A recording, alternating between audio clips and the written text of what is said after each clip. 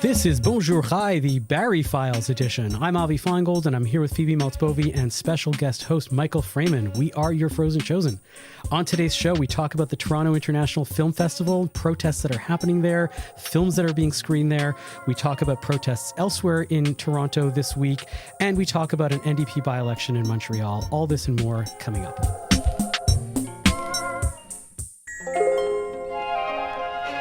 We're really happy to have our producer on today, Michael Freeman.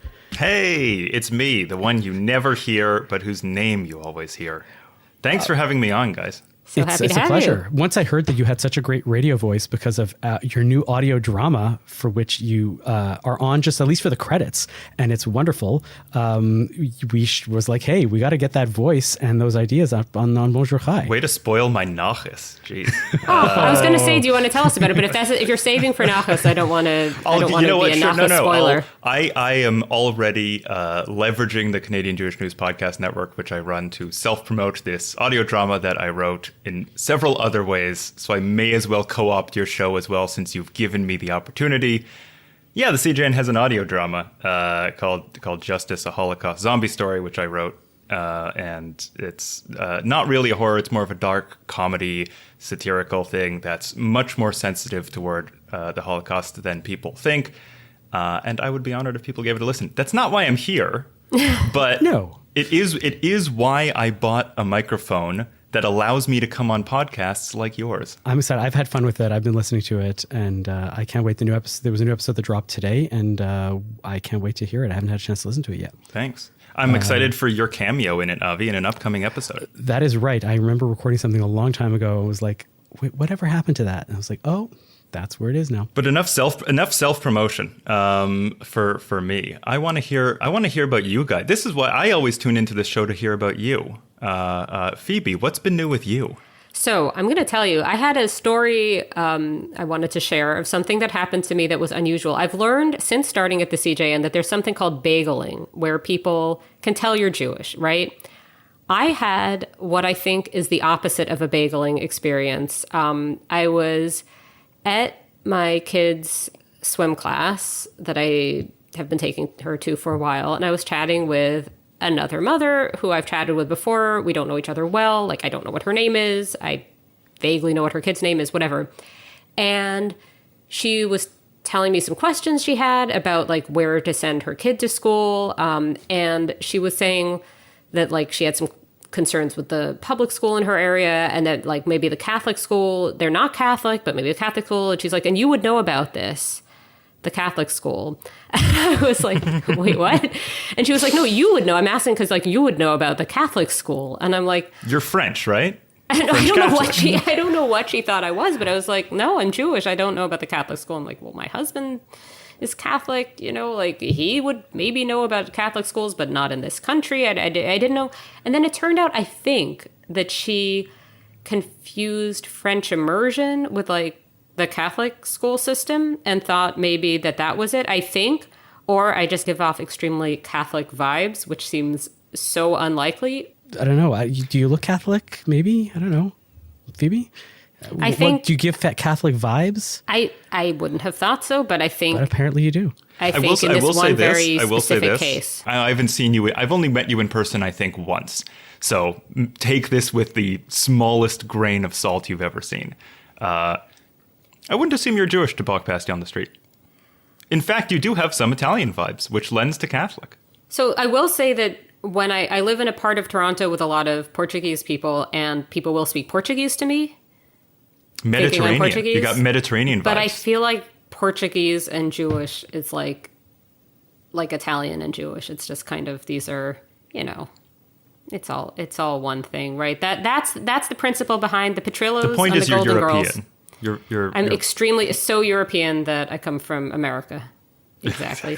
But yeah, so this was the one time something actually happened in my day-to-day life that was, like, worthy, I felt, of a little digression at the start. But that's not the subject of today's show. So speaking of things international, that's actually one of the reasons why we brought you on today, Michael. TIFF is going on, the Toronto International Film Festival. There have been some controversies around there.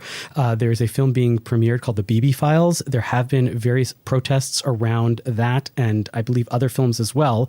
Michael, you are more familiar with the world of film festivals than we are, and can you give us a bit of a rundown so that we can maybe discuss and see what we have to say about it? Sure.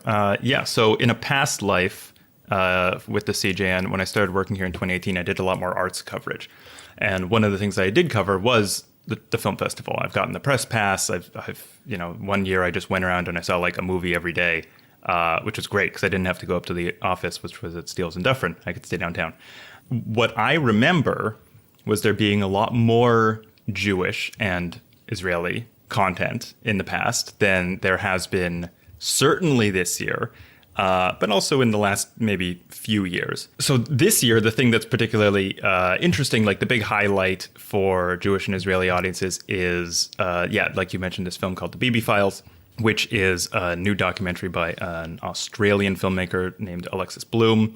And this was introduced somewhat late into the program, and it's billed as a work in progress. I should also say I haven't seen the film. I don't even live in Toronto anymore, so I'm not necessarily the most qualified person to talk about this, but I'm here anyway. The Bibi Files is not a finished product. It's a work in progress that involves a lot of never before seen leaked footage of people describing bribes they've given to the Netanyahu family.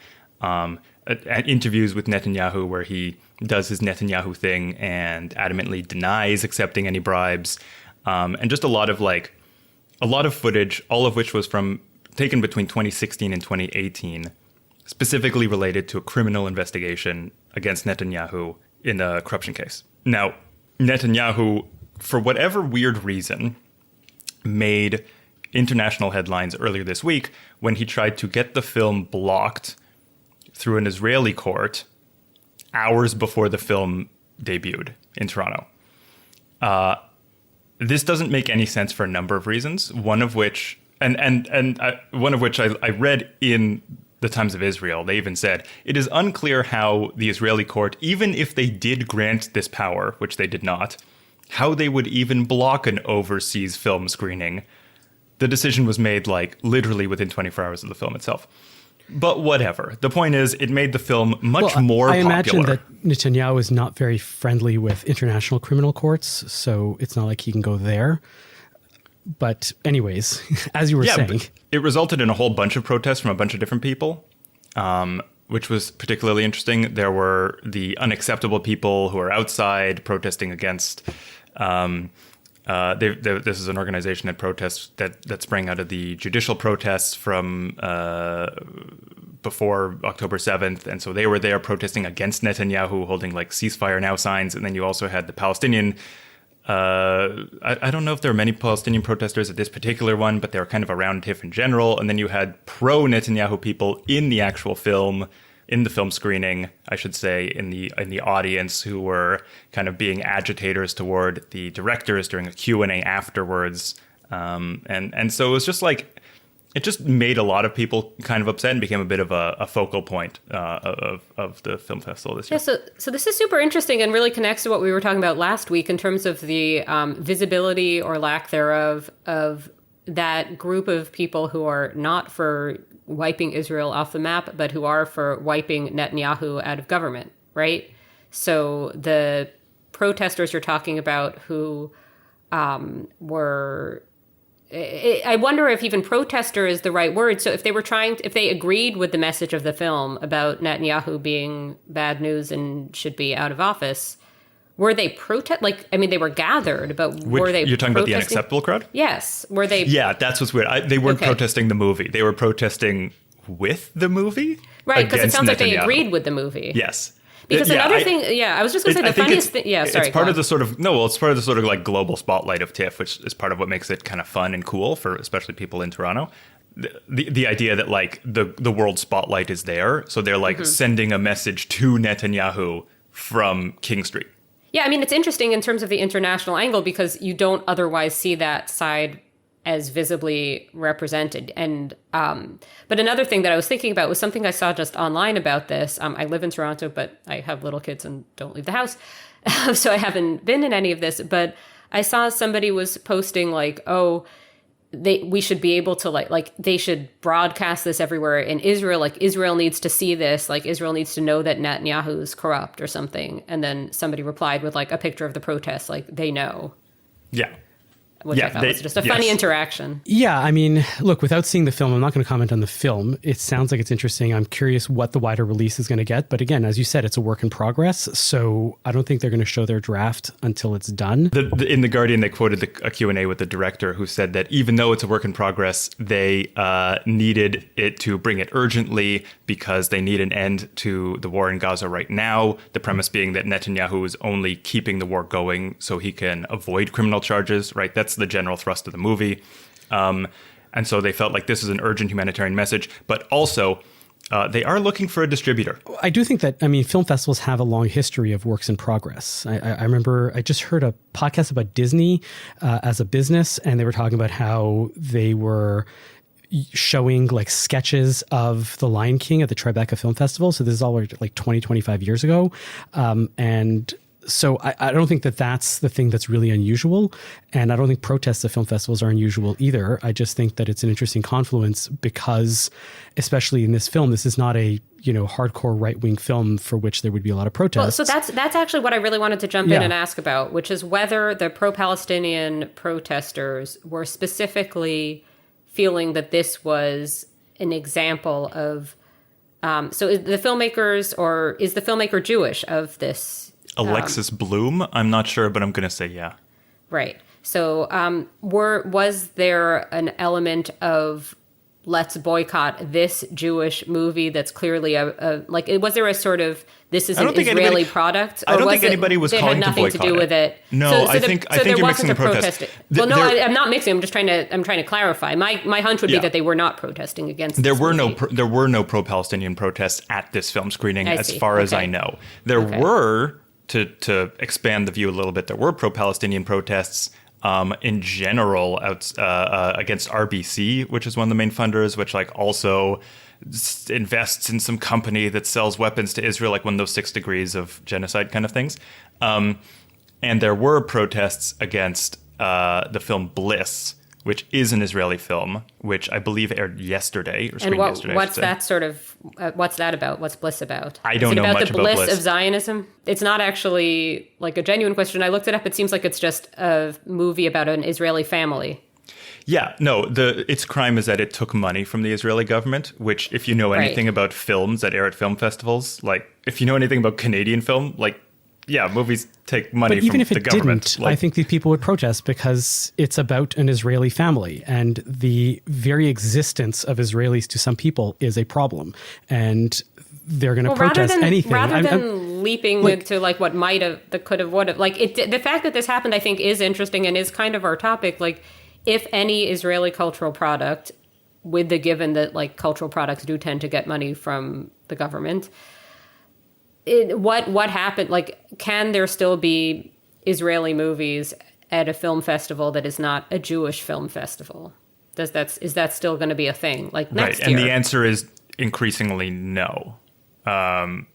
So you see, in Hot Docs, there always used to be at least 1 or 2 Israeli films in the last. So what is Hot Docs for the listeners who are not as the world's largest international documentary festival, which is also in Toronto, but in April. Although it may be I don't know how much longer it's going to be the largest one because they're hitting some financial troubles as of this year. But we'll see what happens in the coming years. Because that's a big part of the core of what we're talking about here is that if they're not bringing in films because they want to, that's their choice.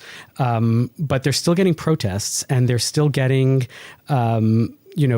some pushback. They're still having, there's always going to be, if you want to protest a film festival, you're always going to find a reason to protest it. Yes. And it becomes who your sponsor invests in at a certain point.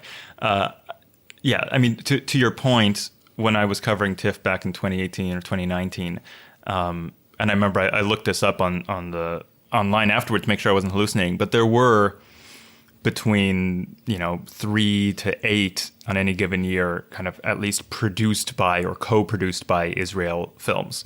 And in the last 2 or 3 years, there have been 1 or 2 films that were Israeli or produced by Israel. And look, I'm not saying you have to have 8 Israeli films every year at the Toronto International Film Festival. Like, it doesn't matter. Israelis have a pretty good film industry, but they don't necessarily warrant like a huge number every single year. You can get away with just having 1. But to your point, Avi, if it's unclear to me whether it is a victim of circumstance or whether it's a deliberate political move, because like maybe we shouldn't have so much focus on Israel. Let's just trim it down to 1 just so, Israelis and Jews won't complain, but we'll only have it 1. But then to your point, people will still protest that 1. I don't know. I find it arbitrary almost to a certain extent also because, I'm thinking back to this past summer. I went to Montreal. I looked at the entire schedule of the jazz festival, for which I used to go to a lot, and I didn't go to this year much because I don't live there anymore. This is the Montreal Jazz Festival, which is the largest jazz festival in the world. And Israelis are often very well represented in jazz for reasons for which I don't have to get into right now. There's a whole story about Israel and Israeli jazz, but there was a lot of Israeli jazz musicians performing, and I didn't hear of a single protest.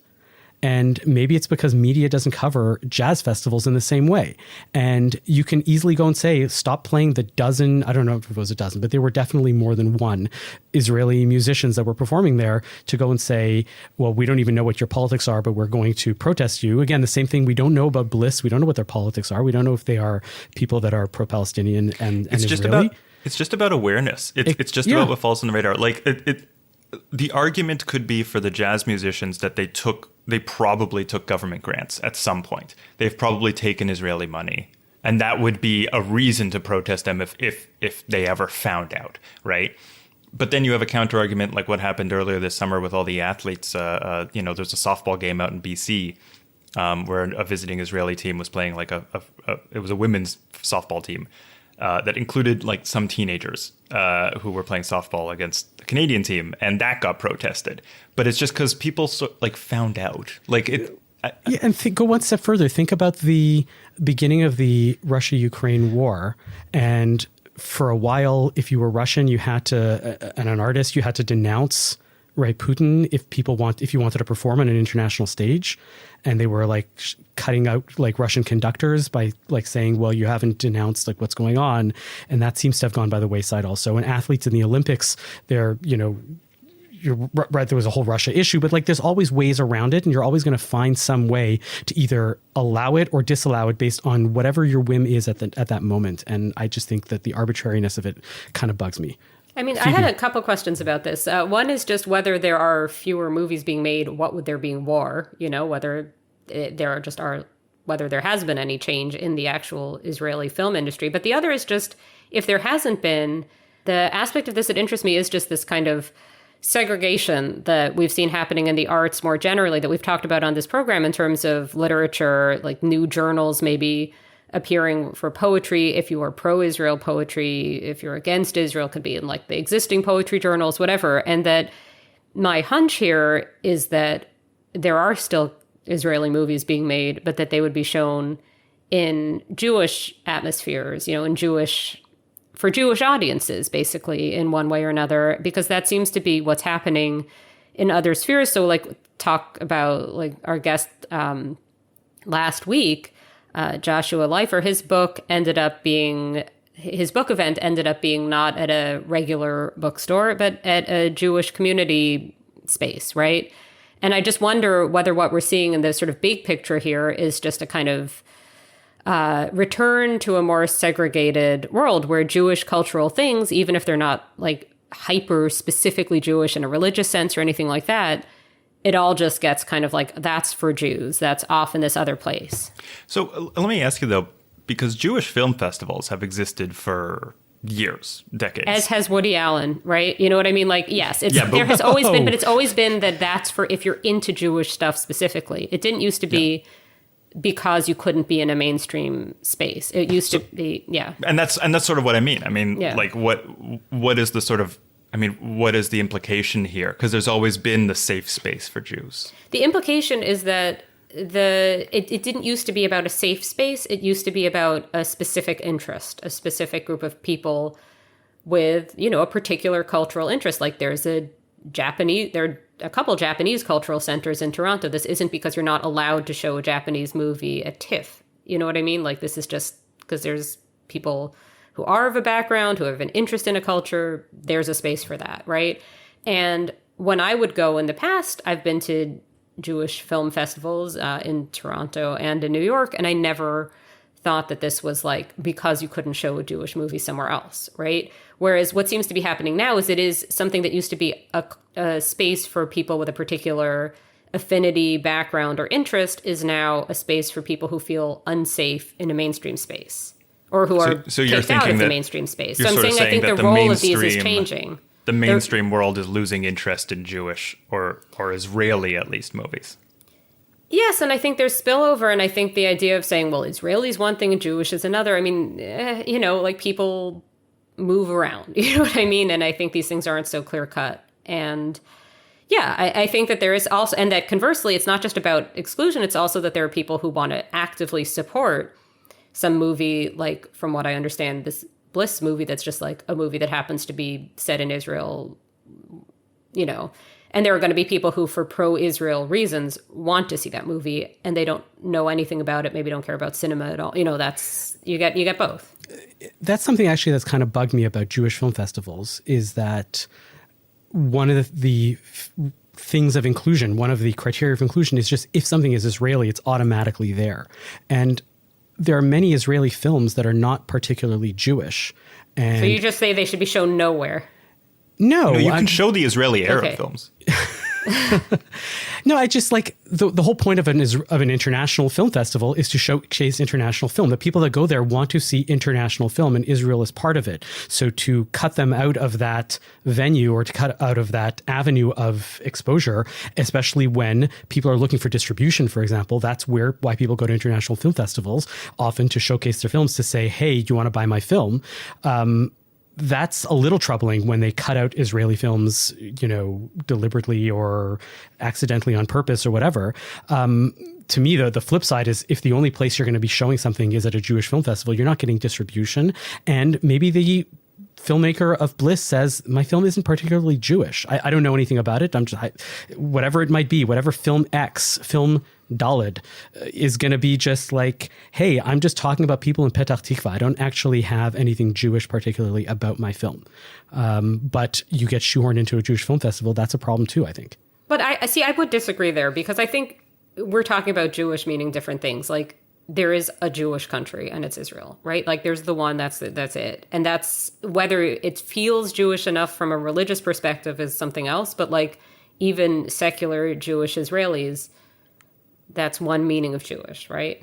Does every movie from, I don't know, like Sweden have is it about Sweden? No, but like it's Swedish because it's from Sweden and it's got Swedish people in it and was made by Swedish people, right? Yeah, but I think that again, so that's the conflation. That's the messiness of it all, is that, But what I'm saying is I think you could say that it doesn't have Jewish religious content. You could say that it isn't a film grappling with Jewish ethical quandaries, but it's culturally Jewish, is it not?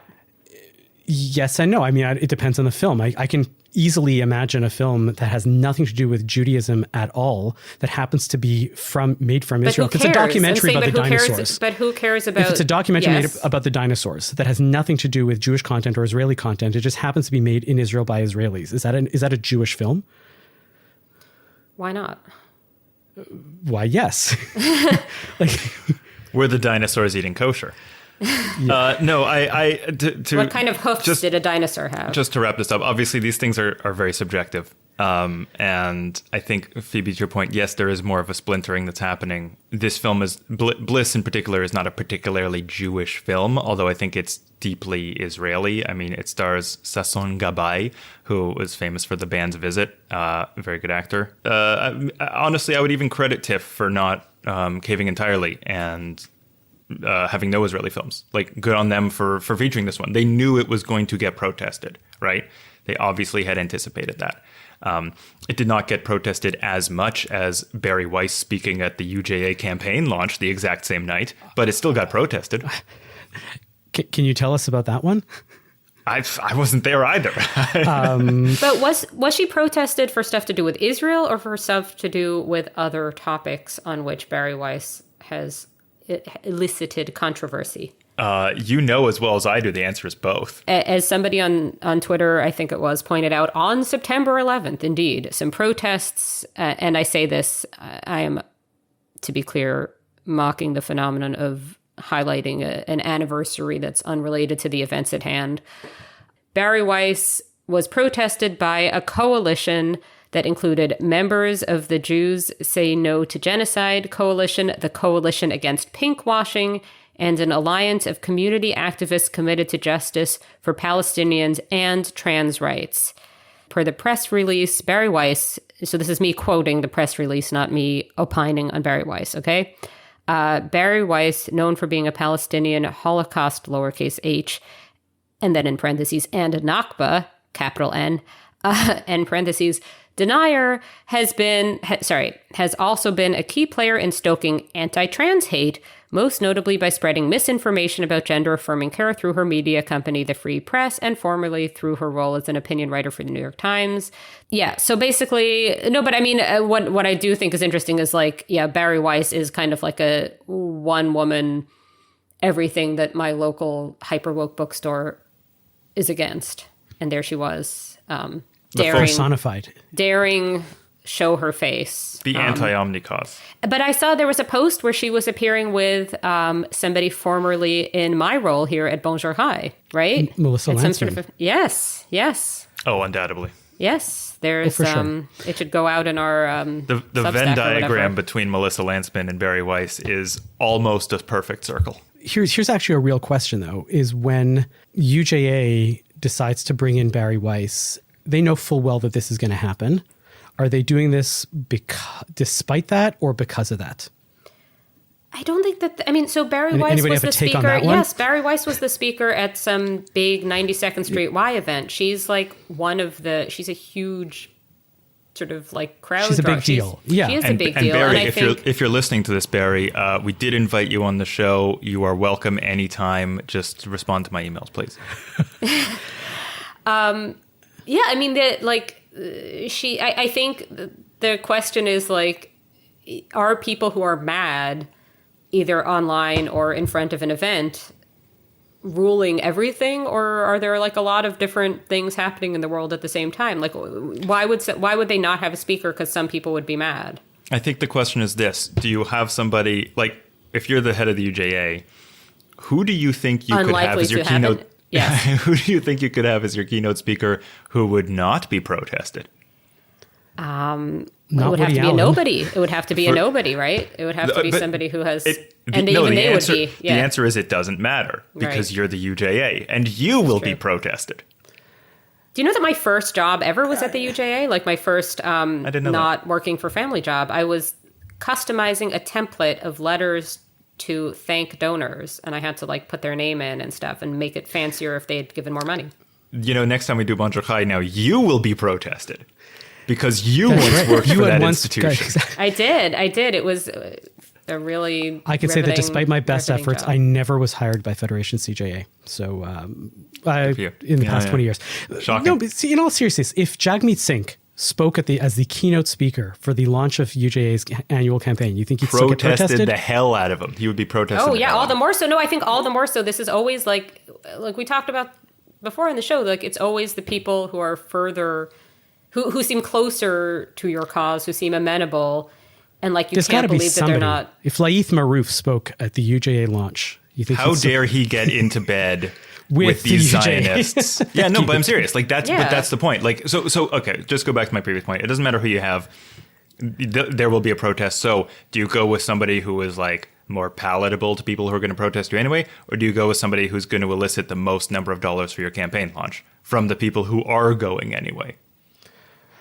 Yeah, I mean, it's a point. It's an interesting point. It's a valid point. But she's also like, I wanted to be clear about who Bari Weiss is and what her politics are. How important and no, but big. What I was going to say is she's not actually, like, to be clear, she's not some sort of far right extremist. She herself has a female partner and they have kids. Like, she has a wife. Like, this is not some sort of far right person who is being brought on. I think she's liberal, basically, and she gets a lot of people upset. I don't know about that. I think aside for the U.S., she's like classical liberal. If you bracket her sexual identity, you have a real conservative on your hands. By what standard is she a conservative? Compared to sorry, somebody, guys. I as speaking as your producer, in addition to your guest. If I were your guest, I would let you yammer on about Bari Weiss for another 5 minutes. As your producer, can I just say, we weren't actually prepared to get into a discussion about the politics of Bari Weiss on this episode, and perhaps we should move on to the next subject. Okay. Well, speaking of Jagmeet Singh, one of the NDP candidates in Montreal got into a bit of trouble. The headline reads from the National Post, NDP candidate promotes Palestinian flag, genocide accusations in Montreal by-election campaign. And the NDP campaign is looking to use Gaza as a hook to recruit young volunteers. This is about Craig Sauvé, who's an NDP candidate in LaSalle and Verdun. That the by-election is coming up this week. And had a campaign flyer that basically said, I'm voting for Craig Sauvé to stop the genocide in Gaza, and had a Palestinian flag on it. CIJA quickly denounced it, called it a disgraceful attempt by the NDP candidate to import a foreign conflict into Quebec and Canada. And Ita Uden, who is the CIJA vice president for Quebec, told the National Post that the pamphlet was both peculiar and troubling. Do you find this peculiar or troubling at all, Michael or Phoebe? I do find it peculiar, only because it's in a pamphlet. As many people on Twitter have pointed out, many politicians, I'm thinking specifically of David Moskrop on Twitter, who I do like, who responds to every single tweet saying, like, there should be no flags, foreign flags in politics. He responds to every single tweet with a picture of Pierre Poilievre holding an Israeli flag. And, like, duly noted. Yeah, he's right. Like, politicians are seen next to foreign flags. Now, to put that into a leaflet that you are mailing to a community, that's maybe where the distinction may lie. And to CIJA's credit, that's kind of what they're referring to. I have not done the research into political pamphlets of the past few decades to see whether any local politician, any of the thousands of local politicians, candidates even, trying to appeal to certain ethnic communities has never had a leaflet with a flag of that community, be it an Indian flag or an Israeli flag or an Irish flag or whatever. Like, I don't know. It struck me as very strange, I will say also. Like, the leaflet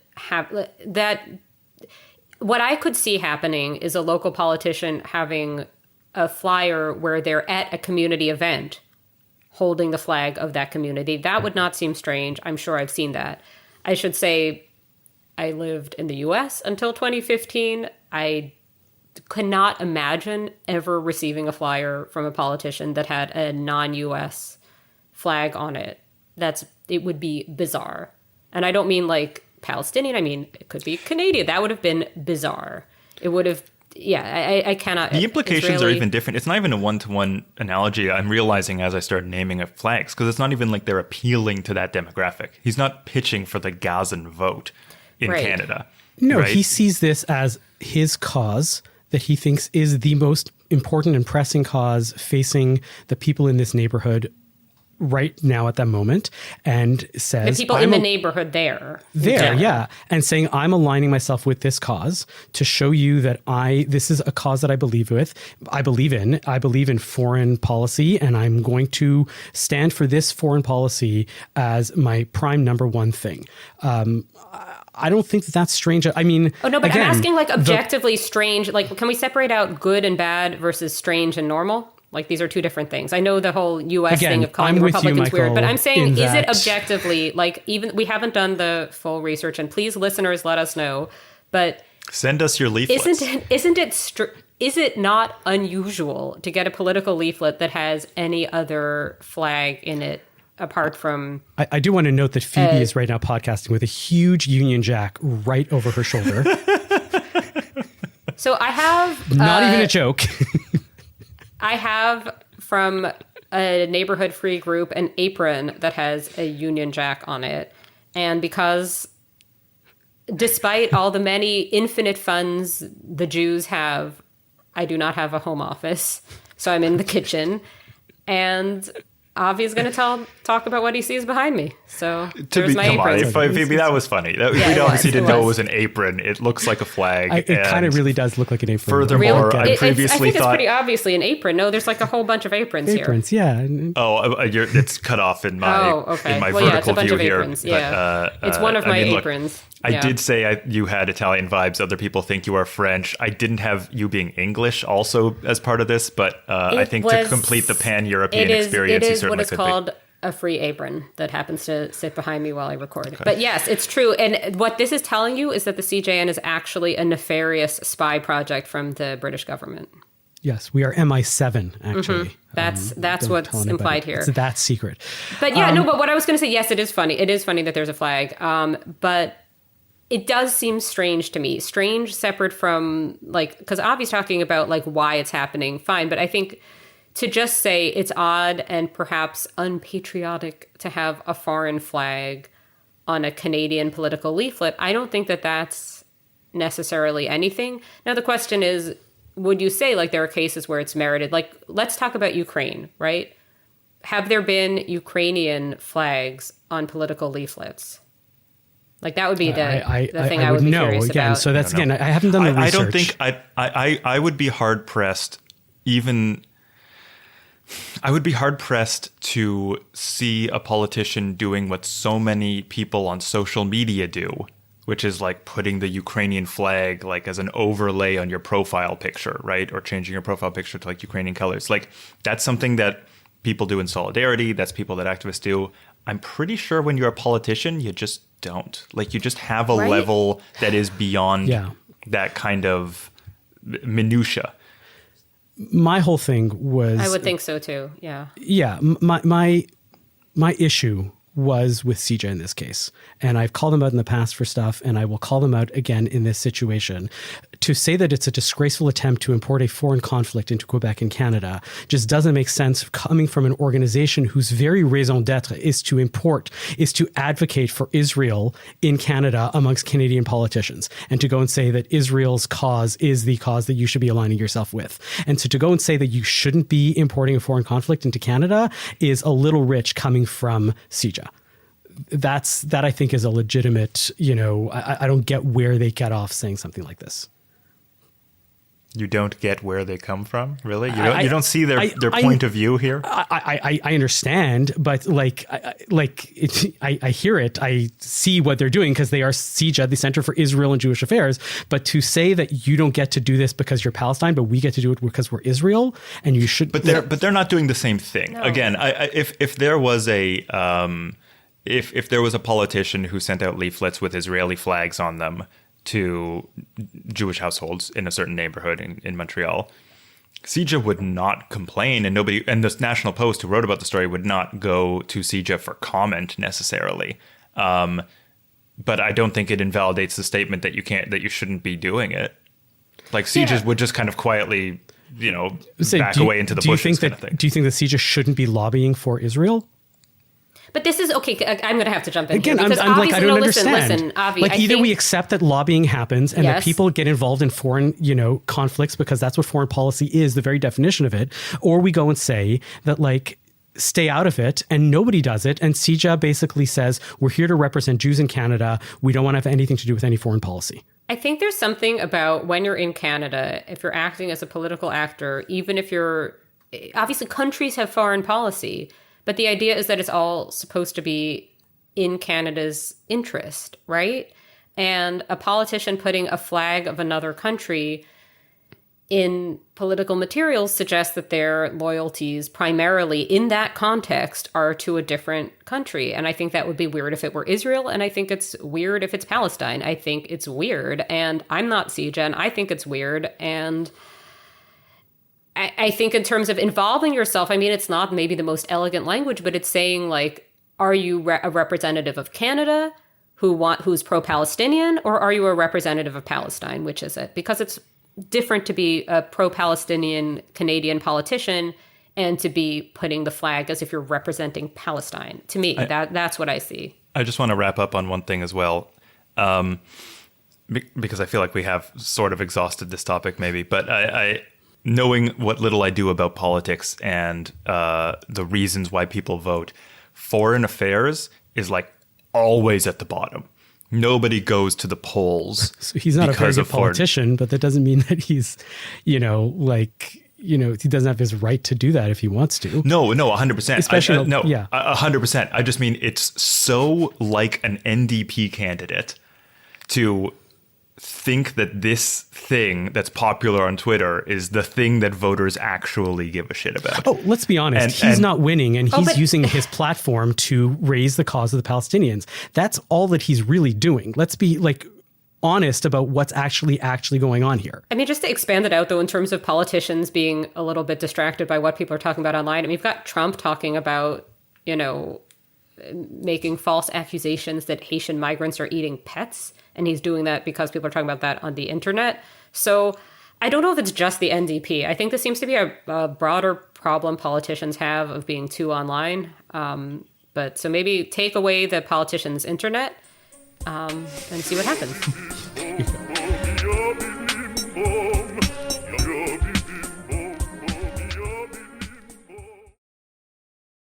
Y'all remember that joke from Airplane? The old lady asked for some light reading. How about this leaflet, famous Jewish sports legends? But in actuality, that's changing. Jews are crushing it in sports around the world, and we are here to celebrate them. Sandy Koufax gets his 10th strikeout. Zach Hyman, his first career hat trick. 41 points for Diddy Avdia. It's Sue Bird's building. I'm Gabe. And I'm Jamie. We love Jews and we love sports, but most of all, we love kvelling over Jews in sports. Together we host Menschwarmers, the longest running Jewish sports podcast in the world. Listen and subscribe at thecjn.ca and wherever you find your podcasts.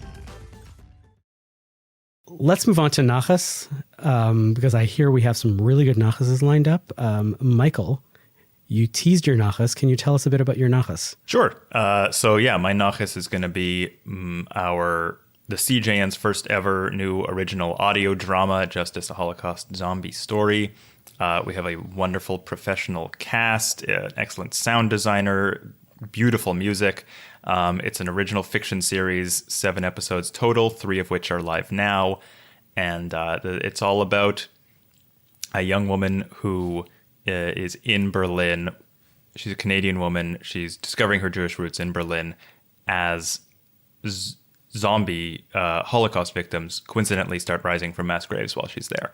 And she gets thrust into the middle of this geopolitical crisis that is unfolding in real time around her, and various people try to manipulate the situation to their own advantage, including her. The zombies are not flesh-eating, brain-eating kind of infectious types. They're more like the main zombie. This is a minor spoiler, but the main zombie is more like a Chewbacca Groot type character who's kind of friendly and grunts through the show.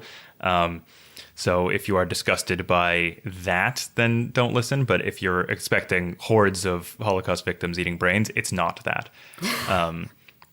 So please listen to cjn.ca/zombies. Excellent. Phoebe, what's your nachas? No zombies, unfortunately, but fortunately we have good news regarding, so remember we had a guest on a while back, Adina Sash, aka Flatbush Girl. Mm-hmm. I'm going to read just the headline from New York Jewish Week, distributed by JTA. New York woman at center of Orthodox, quote, sex strike receives her Jewish divorce. So Malki Berkowitz got her get. She got the get. So that means that that Malki has been saved. It means that the women participating in the sex strike can get it on, and good news all around. So if that's not a nachas, what is? Has the sex strike actually been going on this entire time? I have not fact-checked this. Among things we have not fact-checked. No, but I mean, does the article mention anything? Like, we had Adina on, I don't know if it was a full year ago, but it feels like it. And I mean, the sex strike was just starting. It says 6-month sex strike in the article, okay? Oh, okay. You know? I do believe that I think we will have to, but what I would say is that we could fact-check this in a different way than one perhaps always could in terms of birth rates. See if turns out to be a dip there, you know? The Flatbush girl dip. Demographics are going to be talking. Demographers are going to be talking about this in 20 years. The Flatbush girls dip. Well, to be fair, I mean, Avi, as the resident Orthodox rabbi here, can call me out on this offensive joke. But I mean, some Orthodox or especially ultra-Orthodox families tend to have babies, every few minutes. So I mean, if there is a pause for 6 months, that may actually be noticeable. That was my point. That was Not saying anything. Yeah. Avi, what have you got? All right. I also have a really, really nice nachas. There's a piece in the Montreal Gazette this week that talked about an event that happened very recently about the famille Lahaye. The Lahaye family have been the caretakers of the Baron de Hirsch Cemetery for over 100 years.